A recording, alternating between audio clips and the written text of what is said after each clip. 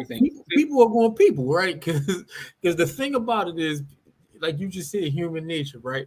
But the thing is, we're creatures and we're creatures of habit, right? We're just like every other creature in the wild, except for we're nothing in the wild is being programmed, right?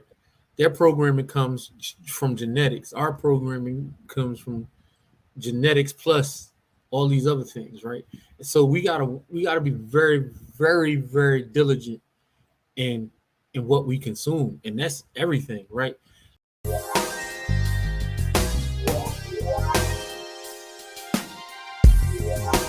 What's up, people? Welcome to this episode of the Buy the Hood podcast or webcast, because I don't know how you're consuming this content. I'm your host as always. My name is Jimmy, and as we start off every show, that is with gratitude. I want to say thank you to all of our supporters, all of our members of MDC Strategy, all of the youth from the Buy the Hood ownership camp. I got my partner in crime, Core. Core, what's up, good brother? Man, nothing. I'm chilling. Every day above ground's a good day, so let's go get it. Yeah, absolutely, man. And for those who may be tuning in or listening for the first time, this is the Buy the Hood podcast. We talk about all things involving personal finance and Black wealth and everything in between.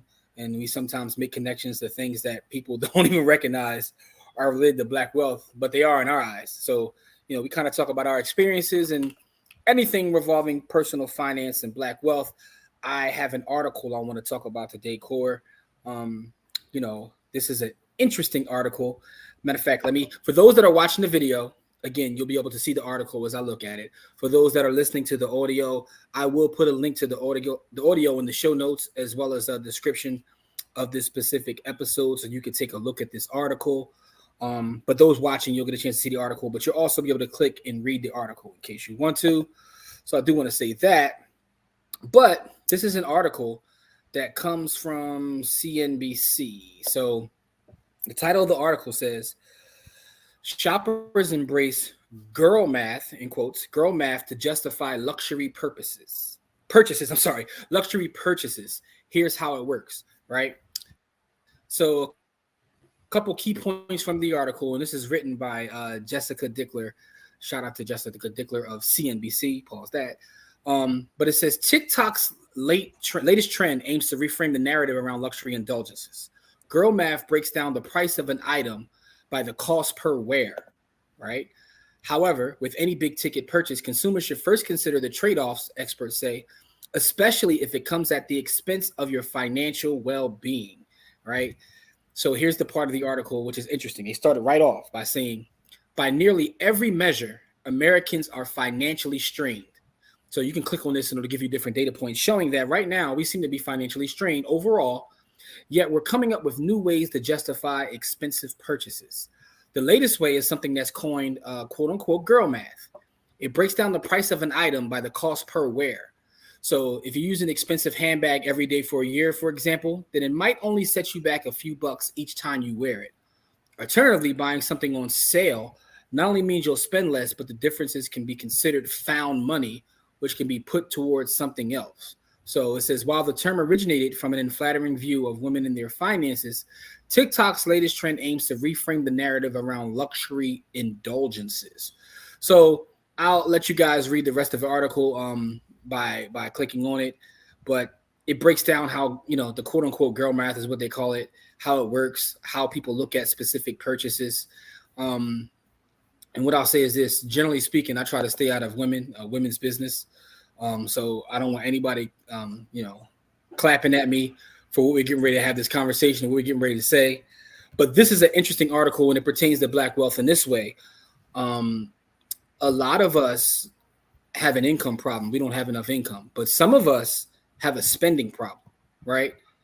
And this new wave of trying to break things down per wear can cause a lot of harm to some of our folks. Core, would you agree with that? Yeah, man. That what they were talking about was dumb. Like I'm trying, doing the math on that. Like if you buy stuff that don't bring back value, whether like food and stuff like that bring back value because it keeps you alive. But if you buy stuff that don't bring back value, it's a bad buy. It's, All right. it's a So bad buy, regardless of how many times you use it or whatever. Like it's like I don't know, man. so It, let me add this to the conversation, right? So it's not that am against indulgences or whatever that may be. I have a way to look at it. One of the things we talked about in the past, like with our brothers and sisters from the Black Wealth Project, is having what we call the tricking budget, right? Where you budget for all your indulgences, so you don't have to worry about it. but we know Americans don't got no trick budget. They Most don't. Americans don't got $1,000 saved, and most Americans don't have.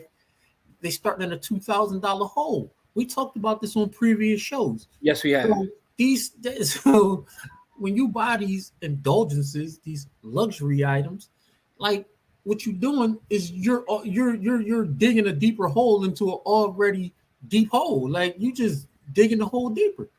So let me tell you something that comes with experience, right? Is when I was younger and I would talk to people about working on their finances. A lot of times I wouldn't like give them any grace. It's like, you're spending, stop spending.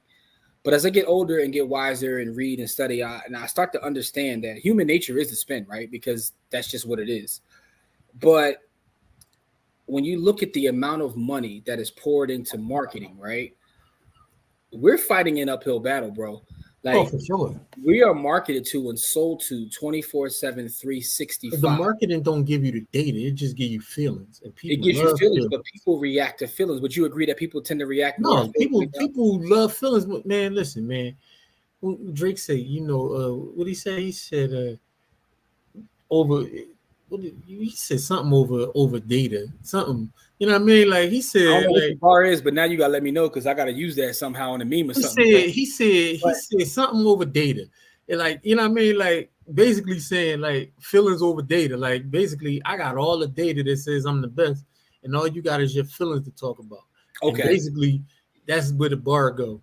But he that's really what it is, right? Because that's what marketing does. It gives you the warm fuzzies, right? It elicits a feeling, right? So they market in certain colors and they market in certain like warm colors, and they give you, they got jingles so that you remember and stuff like that. So like you gotta we talk about the book Brand Washed all the time. yeah, we You always gotta reference that book. you gotta watch your neck 24/7. Like this is something that But we here's the talk thing, though, about. and it's not that I'm even being judgy, right? I think the whole term of girl math or whatever is just a new way to justify Yeah, blowing the bag, right? I'm not even talking But about the term because the term yeah, is weird. yeah. But what I'm saying is the one thing this made me think about is this uphill battle we're facing. And again, I'm not exempt from it either. No, But what not I at what I, all. what I try to do is to figure out what what things not only add value, what things do I enjoy, and blow a bag over there, but also make sure that I'm like very, very um conscious when it comes to the other things, right? So I'll give you an example. And there's something I've been doing for years, but I've also been reading it in the book I'll Teach You How to Be Rich. What's the brother's name? Rami, whatever. I don't know how to pronounce his last name. Don't want to mess it up. But he has the Netflix show. But he talks about this in his book and even on the Netflix show, where if you're going to be, so for my thing, I like gadgets, right? I like smartphones and things like that. I'll blow a bag there. I talk to you about this all the time. I like first class travel, so I'll blow bags there. But I don't spend tons of money on clothes. I don't spend tons of money on cars. Like a lot of like friends and family love cars. They got to have the newest this. Dog, my car is, I don't even know how old it is at this point. But listen, but I don't have no car. You were graduating from middle school. Dog, my Toyota is getting around. Like, see what I mean? But the thing is, I just don't put value. And I once did. When I was younger, I cared about that. But right now I don't put value on that. So the things that I do value, I'll blow it back there. That's a system that works for me. But so it's not that I'm against that. It's just that for me, it's all about conscious spending, if that makes any sense. No, it makes a lot Not of that you sense. can't spend, but be conscious of what you're spending. Yeah, so Be from conscious of the me, way we raise our daughters, man. My fault. Had to get that bar off. Go ahead, though. I'm on my fault, bro. we stay going off on time. But what I would say is that people are going people, right? And so the thing is, we gotta change the psychology. We gotta Hey, fight. I, We gotta fight the it's funny. psychology I'm because not the trying to cut thing, you off. I want you to repeat that though, because that's my favorite quote from you of all time. I actually say it about once a day. I got it from you, but it's the it's it. it encompasses everything. People are going people, right? Because the thing about it is, like you just said, human nature, right? But the thing is, we're creatures and we're creatures of habit, right? We're just like every other creature in the wild, except for we're nobody, nothing in the wild is being programmed, right? Their programming comes from genetics. Our programming comes from genetics plus all these other things, right? So we gotta be very, very, very diligent in what we consume, and that's everything, right? Like for me, I don't even get on social media no more, right? I only get on social media to talk to the few folks that I talk to, and I barely even get on then. And then Yeah, I um noticed that. I noticed your usage of social media has like dropped off a lot. because it's bad for me. Like Hmm. it's like eating a Hey, listen, cheesesteak every day. It's yeah. like eating a cheesesteak every day. It's like eating water ice and pretzels every day. Like those are Philly staples, but if you eat them every day, you're gonna be 700 pounds. So you gotta Hey, you gotta listen. you gotta you gotta ease back off of some of that. I might have one once a month instead of once a day. You know what I mean? I might have one every. So it's not that you can't have these purchases. Taking it back to the point, but you can't Hmm. have them as often as most people are doing it. Right? People will say, "Well, I worked hard for this," and they doing it every single check. Right? You get a check Yeah. every 2 weeks, and every 2 weeks you finding something to blow a bag on. Whereas space it out some. You know what I mean? Like not that you can't do it. Give it some space. Give it some room. You know what Right. I mean? So here's the thing. And you know the famous phrase is, what am I work for if I can't I gotta treat myself, right? But so But see, so what people don't understand is math, right? Right now, you're the second you are is the youngest you ever going to be, right? And so you're getting older, and so now is the time to stash away for your older self. Like people do not think about their older selves at all, and you I got was one of those yeah, people.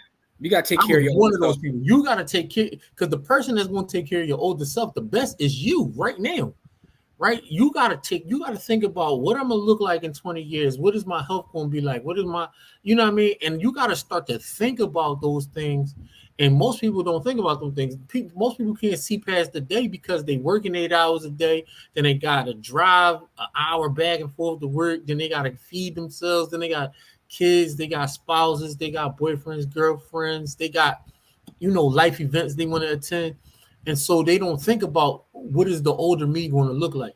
They got to Yeah, spend just a few seconds, a few minutes thinking about what your older you is going to look like, and start to take care of the older you, because the younger you has the most energy you're ever going to have, right? You're never getting younger, right? And so you have to get everything set up for the older you right now. yeah, Like most people not thinking about that, right? Like most people was in high school, they don't understand that your status in those 4 to 7 years between high school and those first 3 or 4 years with those college years, that mhm, 16 to 23-year-old range, it determines the vast majority of what happens in your life. mm, It just determines everything. Because if you are a terrible student, you don't go to trade school, you don't go to the military, you don't go to college, you're gonna end up working for $10 an hour for the rest of your life. And that's not a bad life. That's just not the life that most people want, right? so So so you let you me got to add in start something talking there. about decision making. I like what you said, and I think that maybe that's the way we need to frame these conversations, is about taking care of your future self. So shout out to our brother Don Johnson, man. And I'm gonna keep shouting Don out because Don got me in this fire group on Facebook, and I've told him on our show and all that. It's one of my favorite groups on Facebook because it's a bunch of black folks who practice the fire movement. And what I like about the folks in that group is it's a whole different way from like the Instagram, TikTok, flashy, like private jet. It's a whole different thing. They're actually talking about the fundamentals of investing and saving. And what you said is a way that we need to start framing the conversations about taking care of your future self. You just said in one of my classes when I teach at schools, this is Mm-hmm. the first conversation I have with people. Like I had these conversations with 15-year-olds, and none of them want to hear it, but they will never be able to say that they never heard it. But the thing is, though, even as you get into your 20s, your 30s, your 40s, even your 50s, right? If you're in your 50s, right? I'm not there yet. You're going to live most people lived into their 60s and 70s, right? So if you're going to live into your 60s and 70s and you're 25 right now, you still got another 35 summers. Yeah. You got 35 summers to take care of yourself if you're 25. Man, Sean Jacobs, aka Sheik Luch, once said, plan for your future because you figure you're going to be older way longer than you're going to be younger. Yep. It's the key to life. Shout out to Sean J. I had to get my locks bar off. But the fact of the matter is, I don't think a lot of people look at it that way. Like, damn, I have to take care of my future self. No one's going to come. No one owes you anything. And I think that's another conversation. That's a whole podcast because a lot of us walk around feeling like the world owes us something. And nobody owes us anything. The person that takes care of your future self is the best is you. You take care of future you with your decisions you make today. And that's called accountability. Most people aren't accountable. And I talk about this all the time. I don't deal with most people because most people aren't accountable to anything, not even themselves. And by the way, I want to add to this conversation that this isn't a judgmental conversation because all of us struggle with it, right? I'm going to tell you that. I'm just adding this because for everybody listening or people watching, right? I'm not talking to you. I'm saying for people listening or watching, I want them to understand that, right? Because real fast, let me tell you the secret to building wealth, right? And here's the thing, right? We could watch a gazillion YouTube videos. We could listen to 57 podcasts, right? But the fact of the matter is, everything comes down to discipline. Everything comes down to discipline. Hey, listen, man, I've been fighting trying to lose weight for years at this point, right? And what I know is when I'm successful is when I'm most disciplined, right? So sometimes we're disciplined in one part of our life and not the other. But everything comes down to discipline. Once you have that understanding, you can watch and listen to read as many books as you want, listen to all you want. But if you don't have the discipline, it doesn't matter, right? And it doesn't even matter sometimes what your income is because we've seen people who have high incomes with no discipline and they're broke. We see it in sports all the time, right? Lottery winners, sports players. People come into a bag and just listen. Me, I came into a bag, but the discipline wasn't. I wasn't prepared. Right. So the fact of the matter is, we're not having this conversation from a judgmental place, but this article made me think about how when you want something, you ever want something so bad, you'll justify it anyway. You start telling yourself all kinds of stuff. Like every day. I do it every day. I do it every day with potato chips. I'm gonna run later. That's cool. I can have them. Yeah, and all I do is pick up my son and walk up and down steps. So I'm losing weight. It's just very slow because I got to eat a bag of chips in between. But I'm not burning enough calories. You can talk yourself into anything. Yeah, but man. I think what you said is key, and I like the way you said it. You have to take care of your future self, right? I might make that the title of this episode because I think that point kind of encompasses everything we're talking about. Whether we're talking about girl math, and you guys can read the article. And I think it's funny. At least people are doing math. Shout out to Akil Parker, right? People are doing some sort of math, but the justified purchases is kind of wild, especially in the times we're living in when everybody is struggling. Inflation is through the roof. You know what I mean? And, like I said, not from a judgmental place. We believe in indulgences. Everybody has wilding, bro. Just say what it is. People be wilding. Yeah. But I think, Corey, your point, and I don't even want to keep talking too long because this has been an interesting conversation. I love to hear what everybody watching this thinks. If you are watching this or listening, make sure you subscribe to our podcast. Share this out with people, but give us some feedback, right? Leave it in the comment section of the video, inboxes, however you got to get to us. But I love to hear, what do you think about the term girl math? What are some of the things you struggle with as it pertains to discipline? Is it money? Is it weight? Is it spending time with family? Because discipline is everything, man. Discipline, is what I said. Nairobi is an action word. Discipline. Nairobi was selling a T-shirt. She said something. Her shirt said discipline is over motivation. Yeah, greater than motivation. Discipline is greater than motivation. Discipline over motivation. Yeah. Discipline over motivation. So shout out to Nairobi. You don't wake up with motivation every day, but discipline you can wake up with every single day. So I would like to know what you guys struggle with in terms of discipline, or maybe you got it all together. And the last question I have for everybody is, what is the most ridiculous purchase that you talked yourself into that you knew you ain't had no business doing? You knew you ain't had no business doing it, but you talked yourself into it. I got a number of them, so I don't even know how to narrow it down, but I'm asking the question. I have one and 1A. So I have two. One was my my purchase of lots of Versace gear when I was in when I was in Miami. The first time I ever went to Miami, I spent $20,000 in like 3 days. I had a Versace purchase that was ridiculous too. I bought a Versace belt, and I never forget like the look on my mother's face when she saw it, because she knew I got it from Missouri. Shout out to Missouri's on Germantown Avenue, and I spent over a nickel for the belt. And the thing is, it was my money. I was working, but her face, she was like, she gave you the ugliest. Yeah, she gave me the ugly. She said, "You spent what?" She was like, "Why?" On a belt? Yeah, she couldn't say anything because she didn't pay for it. But she's like, "Do you realize like?"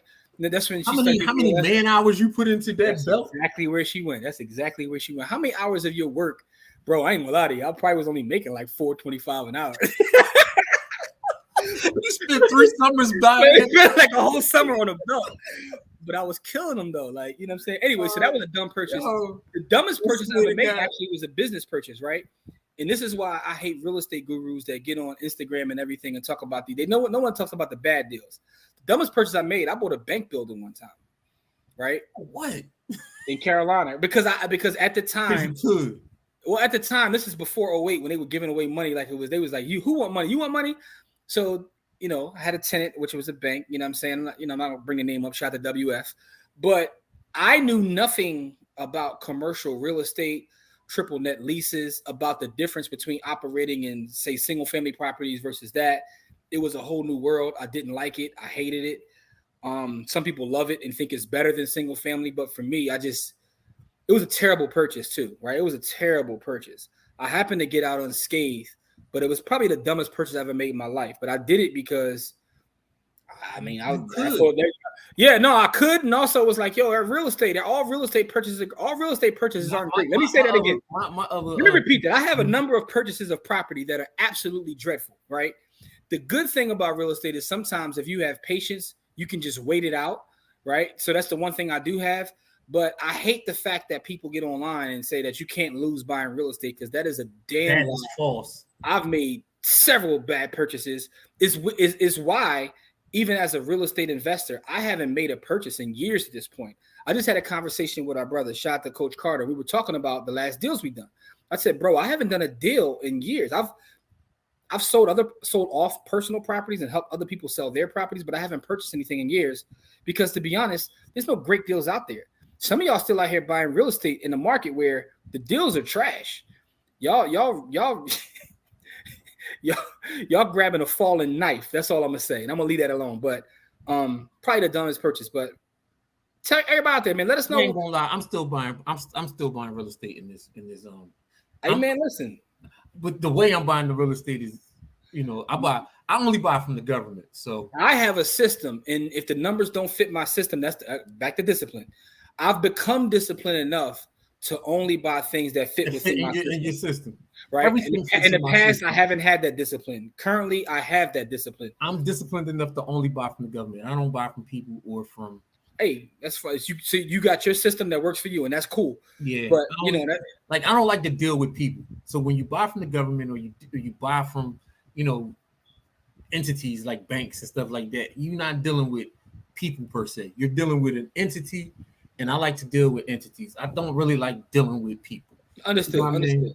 So and again, I'm not just pooping on real estate. I've made a living off real estate. Literally, fed myself and my family my entire adult life, but. All of them ain't good purchases. Just you gotta be careful.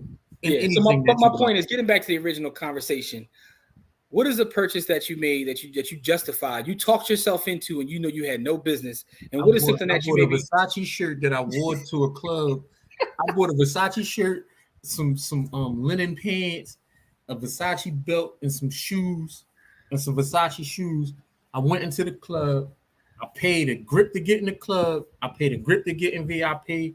I paid crazy amount for like 4 bottles of champ.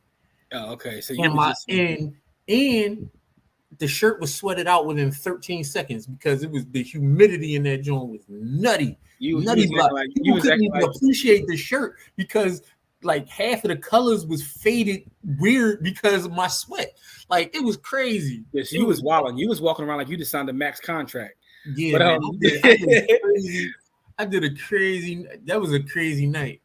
That was a couple nights. For the folks out there, give us your stories. Leave them in the comments.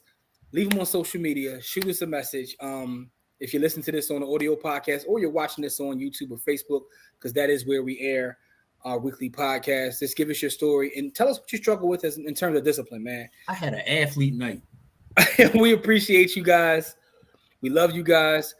Please give us feedback. Hit us up. You know what I'm saying? But as we always say, it's not about how much money you make. It's about how much you keep. Game elevates. We'll see you guys on our next episode. Peace.